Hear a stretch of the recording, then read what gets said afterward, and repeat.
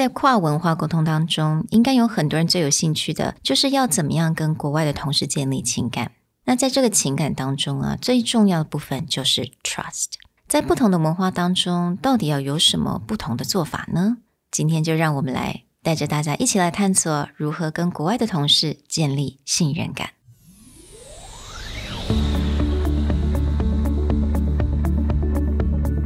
Hello， 欢迎来到 Executive Plus 主管与沟通力的 podcast。 I'm Sherry, an educator, certified coach, and style enthusiast。 我相信专业有效的沟通是语言跟逻辑的完美结合。 And I'm Nick, a startup consultant, corporate trainer, and late-night gaming junkie. I believe great communication requires the right mindset and solid frameworks. 我们希望带给大家职场英语的技能、跨文化沟通技巧与其他能帮助您成为出色领导者的工具。Join us each week as we share our experience, research, and methodologies to take your communication and language skills from good to great.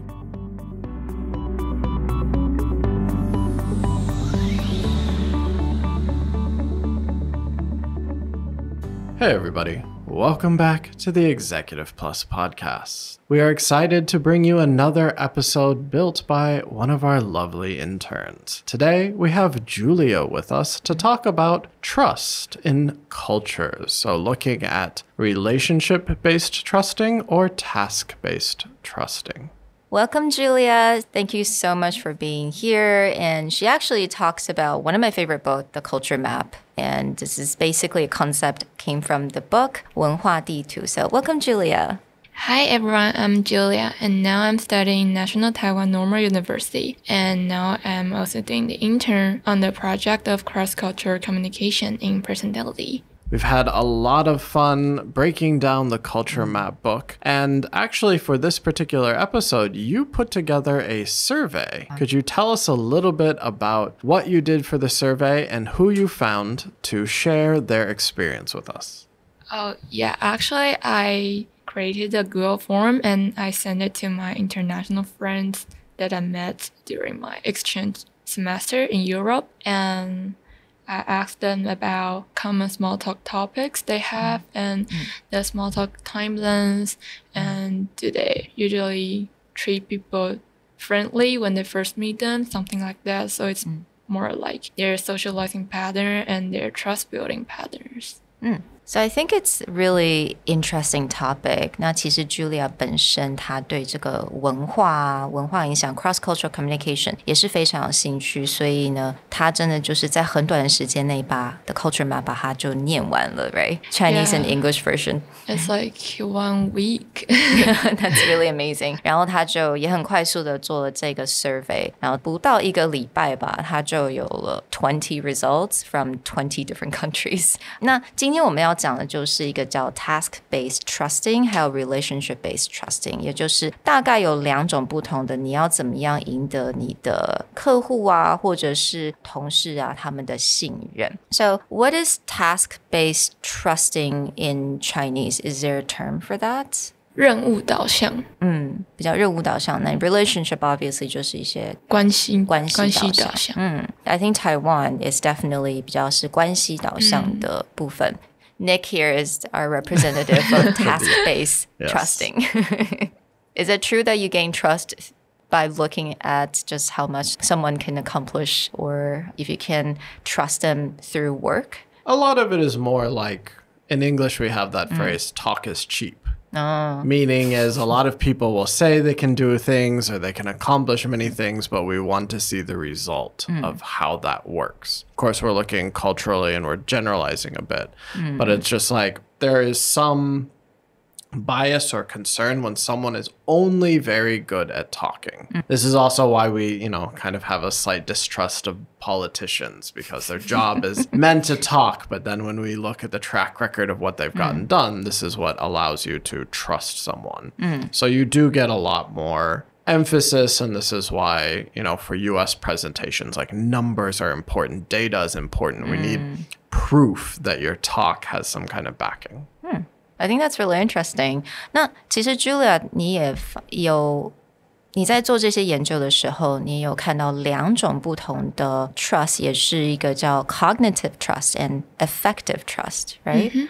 cognitive trust 比较像是他们会比较像 Nick 刚刚说的他们很重视数字什么的所以如果你要获得这种信任的话你就要多表现一些你工作上的能力那如果是 affective trust 的话这就是比较重视人跟人之间的关系所以你可能会需要多花一点时间去跟你的同事或者是你的客户聊一些比较私人的事让他们觉得你有在关心我这样但是你刚刚有讲到task based 就是我们刚刚讲的比较是任务导向的这个 trusting 关系嘛所以任务导向当然就是比较重视所谓的 cognitive right more than 情感上面但是如果是 relationship based 的话其实它是都很重视是不是就是也不能说它不重视 cognitive trust 但是 relationship trust affective trust 也是一样重要So we've talked briefly, gave the two quick examples. Yeah. Taiwan tends to be a much more relationship, trust-based culture, and the US tends to be a task-based culture. What other countries sort of fit into these two categories? So for the task-based trusting, actually most of English-speaking countries are task-based trusting culture. Also Northern Europe, Germany, Austria. And for relationship-based culture, more Asian countries and South American countries would fit into this category. Because I think you also researched a bit on like different aspect of these two different relationship, right? 所以我们稍微来看一下好了。那你第一个部分呢，你就是来讲到了，也就是 business versus personal.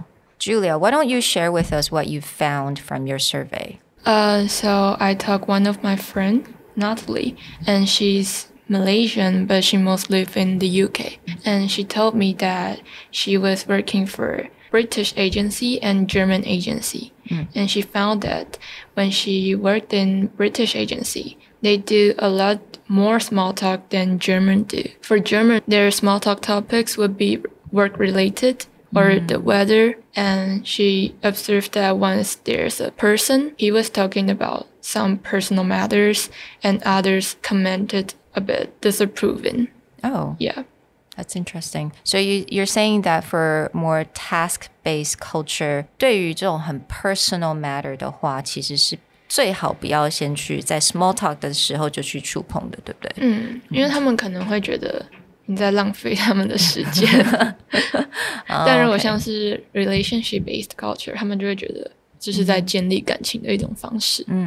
我觉得这蛮有趣的，因为有的时候就像我们常常教 small talk 都是在比如说 conference call 之前还是 meeting 之前 right? 那我觉得这个也会关系到就是说这个文化的人如果他是很 task based 的人他可能就很希望说 let's get to business let's talk about business let's get into the meeting 但如果他是比较 relationship based 他应该就会比较希望能够来这个 small talk 就变得也蛮重要的一部分 that's part of the actual meeting right I mean Nick like is that what you found after working in Taiwan for so many years?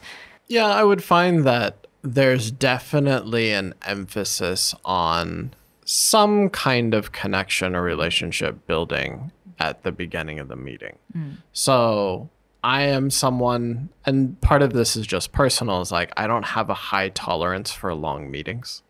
So you always try and start with some small talk and just a way to show you're personable or friendly, but there is a limit and you want to get into the task at hand. Whereas in Taiwan, there may be I've experienced like you have entire meetings where it's just like maybe it feels more chit chat or it's more about building a relationship with the other side, but you may leave that meeting with a contract or with some kind of connection because that trust got built not because like, okay, here's the project that we're going to do. Here's all the steps. It's more just, all right, I like you. I trust you. You probably know some people that I know and they trust you. Then, okay, that's good enough for me.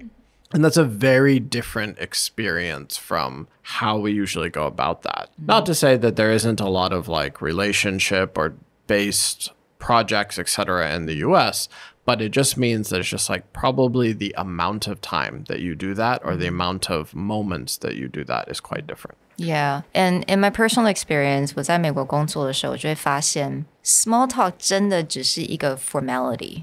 有的时候我会发现，如果大家真的没什么，不太想聊天，你就会发现 people don't really want a small talk. It's just like kind of have to. 但是你会觉得大家很急的，就想要进入 the actual meeting, 然后 get it done. Just get it done and get out and go to the next thing.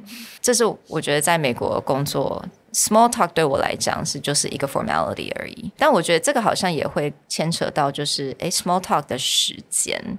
So I think like Julia, in your survey, you also found that the duration of small talk varies when it comes to like task-based or relationship-based, right? Yeah, like in task-based culture, most people would do the small talk less than 5 minutes or a bit longer than 5 minutes. But in relationship-based culture, a lot of my friends told me that their small talk length would be 10 minutes above or even 20 minutes above. Like one of my friends is from Chile, and she said their small talk length would be more than 20 minutes. At first, they will talk about weather or what they did in the weekends, and then they will go deeper for something like family or personal relationships. So it's like they would start from something that's more surface, 可能比较 safe 的 topic, and then like slowly go deeper. Because I know like in America, 有很多东西是 consider 很 personal, right? Let's say health.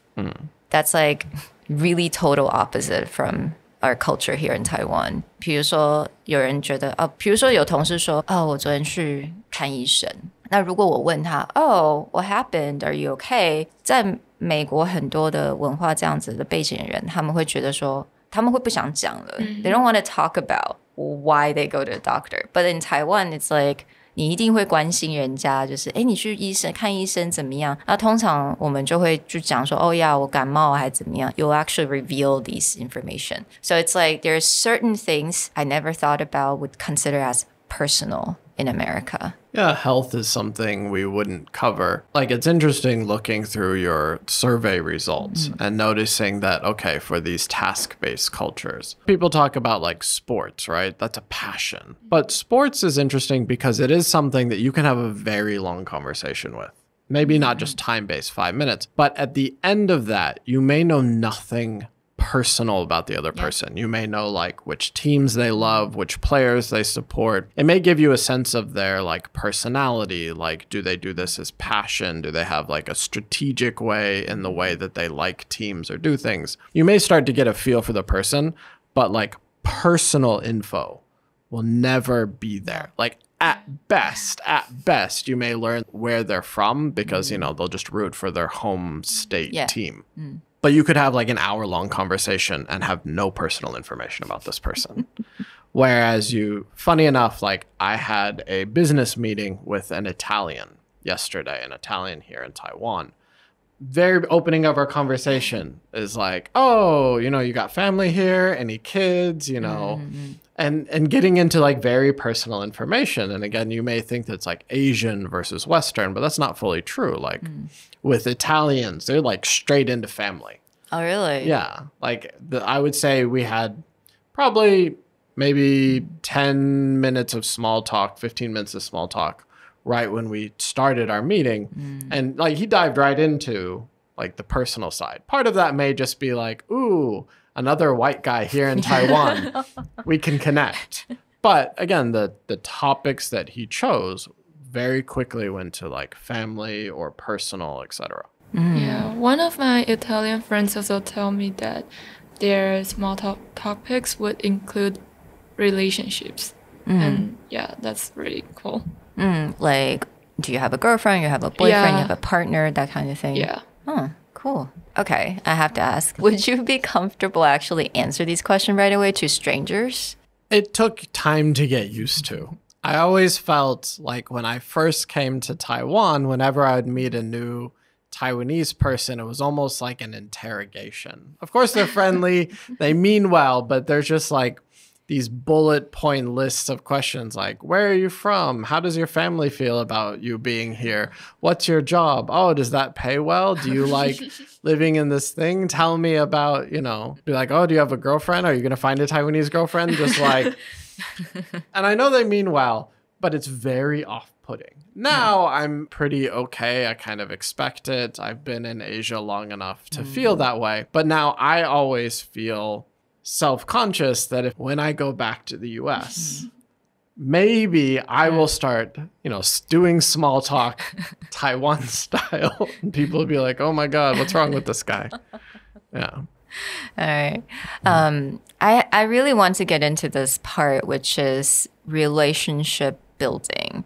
因为有的时候会觉得在跟某些人做一些 relationship 好了，就是 small talk， 然后不管你可能认识他多久啊，或者是你可能跟他做多少 small talk， 你有的时候还是会觉得跟他就是不是很深 just don't know too much about this person。 那刚刚 Nick 有讲，有的时候你可以跟一个 English speaking country people from English speaking country， 你可以跟他讲话讲1个小时，但是你可能对他 personal information like you know nothing, right? So from your research, Julia, like what is the difference between that relationship and how deep it could get from like task-based to relationship-based?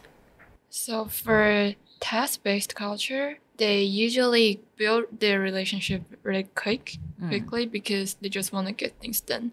But like after their task completed, their relationship may just end. So maybe like they when working together, they can like they're a good working partner, but after the work, they can just be strangers. But like in relationship-based culture, they actually build their relationship more slowly. So it takes time for them to trust each other and they need to talk more about more personal things, something like that, to build their relationship. But even after they finish their task, their job, they can still be friends and they can still hang out together often. So I have to talk about my experience in the States, and I have an American here to to pick on. To pick on. I have to say this about the task-based relationship, it's quite true. A lot of American colleagues that I work with, 因为我们要 Julia said get things done, 我们会很快速的有一个好像 consensus 就是我们要做什么，我们 goal 是什么 how much time we need. 所以那个时候你会感觉上跟这个人真的蛮 close 的。但是当做完这个 project结束，或者是你毕业了，你就会发现好像完全不认识这个人了。然后你之后想要再跟他有做一些 connection， 你可能想 ask them how they are， 这个 relationship 比较快的就会 kind of like fade away. That's kind of I don't know, like Nick, what do you feel about this? And I have to say, I don't think it's true for everyone. Again, like we don't want to generalize, but do you see a difference in that for different cultures? Oh, there's definitely a difference. And I would tie this back to the way that, for example, networking gets handled, right? If someone goes to a networking event, they need to be friendly enough that they can quickly meet a lot of people, they can get connected to a lot of people. But that also means that the depth of that relationship is not going, because you're not going to spend a lot of time talking to these people. And this is still task-based. In the standpoint that I'm looking for people that can help me achieve something, or I just want to know the right people so that later if something comes up, I know who to call. Yeah. So when it comes to like relationship building, what you're identifying is people that can work well for your network, that you can build a relationship with. So that friendly level will be really, really high, but it will not be very deep. Like, we're going to be super friendly. I'm going to shake your hand. I'm going to ask you a lot of questions. The best example I have of this, and this is an extreme, is a woman described what it was like to meet President Bill Clinton. They talk about the reality distortion field. But she said that it's like he had such a strong personal presence that he may just go down a line and shake your hand and ask you one question, but then you will go home and sit and wait by your phone thinking that he may call you because you had such a deep connection in that moment. But this is back to, that's not a true relationship. This is about someone who can network, who can charm, who can build connections really quickly, but that doesn't mean that I now have a deep relationship with this person. Right. Whereas in Taiwan, when you build a relationship with a person, that may take a bit of time, but it's something that will last a long time. My example of this is when I first lived in Taiwan, I lived in Chiayi. and I lived there for about 5 years. I built a lot of relationships. I still, with a great confidence, feel now that if I went back to Chiayi and went in and talked to some of like my old students who own businesses, etc., I could walk in there and still like kind of have a really great relationship with them, even though I may not have seen or talked to them in years. The reverse of that is like in the US, if you call someone you haven't talked to in years, immediately red flags go up, be like, what does this person want? 他要来卖东西 Yeah. Yeah, and I think you're talking about the networking events. 所以我在美国参加很多像这样 networking event， 在台湾也参加很多，就会发现在美国 networking events 他们的 goal 都是一样 right? You meet as many people as possible. You get as many business cards or contact information as possible, right? 这个 goal 是一样的。但是呢 what's different is that after the events, in America, 你可能就要变得非常的主动去联系这个人。那要看你有多 proactive 或多 active 了。那你可能就是要多多写 email 给这个人啊，或者要找一些机会跟他喝咖啡等等，去建立这个感情。But in Taiwan, I feel like it's really people would start looking for you and try to maintain that like weekly coffee meeting or weekly meals. 好像就变成是说你不管你可能在这个 event 见到很多人，但是你习惯上面你就会跟这一些人有一个维持一个关系。That's how I feel from all these different networking events. Yeah. And I think something that becomes really interesting is that when you take this very task-based culture mentality to networking, and then you bring it into a relationship-based culture, sometimes it feels very off. Yeah. My closest example of that, and this may just been a very bad experience for me, is like BNI. Joining BNI in Taiwan, it doesn't feel the same and it doesn't feel good because this is a culture that I had spent years doing relationship-based trust building. And now this is a very American networking culture and it doesn't feel right and it doesn't feel honest when you put that here. So again, maybe that's just my very bad experience in BNI, but it was a very non-enjoyable experience here in Taiwan because I think, again, this is a task-based thought process brought into a relationship-based culture. So we've covered a lot of topics and different aspects of social and small talk in these two different types of cultures. But there's one other observation that I caught from your survey, Julia, and I think you brought up a good topic, was the social talk time or the way that people build relationships. Like, what is the situation or scenario where these two different cultures come out? Okay, one of the things that I found out, like based on my survey and also from my experiences in Europe, is that I actually used to hang out with friends in restaurants, or like when I meet new friends, we will maybe saying that we can have a meal together, we have a lunch together. But when I was in Europe, people don't really have lunch or dinner together when they first meet a new friend. Usually they go to bars or cafes together, and for them I feel it's like going to lunch or dinner together. It's a more serious thing. Like they really want to get to know you more and get to know you deeper than you go to have a meal and talk more about. Yeah. I think that there's different cultures look at how serious the amount of time that we should spend together should be, right? So like Asians in general will build a meal out of it. And I found this as like working in Taiwan when I did work with Chinese clients and used to travel to China. It's like always a meal, like lunch or dinner. And usually I think that's also part of showing like gratitude or showing generosity. But for a lot of Western countries, a meal is a big commitment. Yeah. And so it's more about like, let's get a drink together. That's the social time, or that's the connection time. For Americans, it's like a coffee or a drink. Or when I was in England, you find that after 5 o'clock, everyone files out and goes and finds like a bar. And it may just be standing outside, having a pint, talking to each other. But that's the social connection time, whether it's personal connection or work connection. So I think a lot of times it's like, let's grab a coffee, let's grab a drink. You don't really hear people say too much about, oh, let's have lunch together, because that's like a real thing. And that also translates into like dating life, I feel like, right? 在约会的时候，如果一个人会说，我们来 let's have a dinner. That's like serious. Yeah. This guy is serious or this girl is serious. 但通常如果你还不太确定你们两个的 where are you guys at, 可能都会 let's have a drink before dinner. 然后你就会想，你就可以决定说how this drink actually go, and then if I want to move on to dinner or not. Yeah, it's like we'll test out the relationship, the temperature.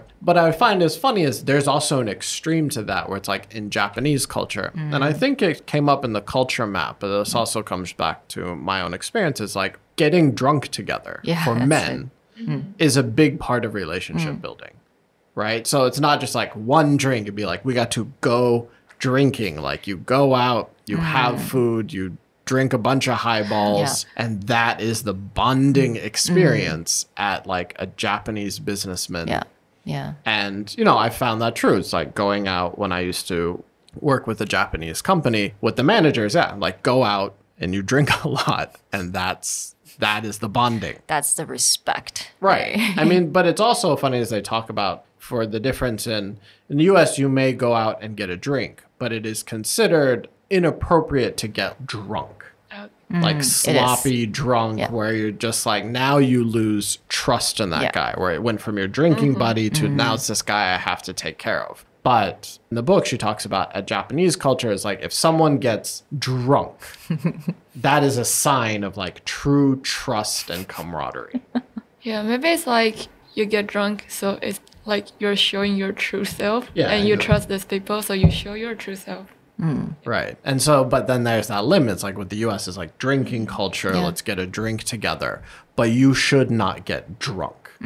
So it's kind of funny back to that. It's like surface, right? Like we quickly build that relationship, but there's a surface to that relationship. I mean, I love talking about this cultural differences and cross-cultural communication, 我觉得我们可以大概花个 hours and hours and hours and talk about this. But obviously, we want to keep this episode as succinct as possible. Thank you, Julia, so much for doing so much research and the survey. I hope everyone liked this episode. Definitely, if you enjoyed this topic and you want to hear more, let us know. Leave us a comment, leave us a rating and review. Tell us more about cultural differences or which cultures you would like to understand more. We again want to thank Julia so much for joining us. Glad to have you here, and we hope that all of you will join us next time. We'll talk to you later. Bye. Bye. The Executive Plus podcast is a Presentality Group production, produced and hosted by Sherry Fang and Nick Howard. You can search us on Facebook, 主管英文 Executive Plus. You can also find us on Instagram, Communication R&D, and email us at sherry@epstyleplus.com.